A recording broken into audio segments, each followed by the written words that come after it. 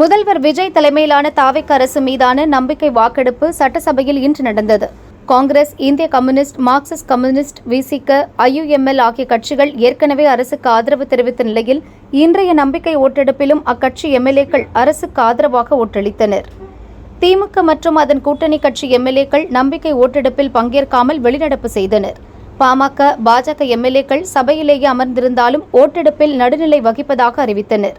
அமமுகவில் இருந்து நீக்கப்பட்ட ஒரே ஒரு எம்எல்ஏ காமராஜ் அரசுக்கு ஆதரவாக ஓட்டளித்தார்.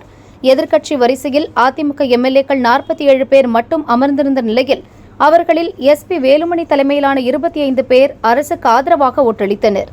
எடப்பாடி பழனிசாமி தலைமையிலான 22 பேர் மட்டுமே அரசுக்கு எதிராக ஓட்டளித்தனர். தொடர் தேர்தல் தோல்வியால் கட்சி தலைமையில் மாற்றம் கொண்டுவர வேண்டும் என அதிமுக நிர்வாகிகள் குரல் எழுப்பி வந்தனர்.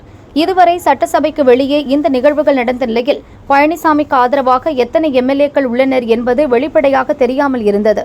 இன்று சட்டசபையில் 25 அதிமுக எம்எல்ஏக்கள் வெளிப்படையாக தாவேக அரசை ஆதரித்ததன் மூலம் அதிமுகவில் ஏற்பட்டுள்ள பிளவும் பழனிசாமிக்கு எதிரான எம்எல்ஏக்கள் எண்ணிக்கையும் வெட்ட வெளிச்சமானது.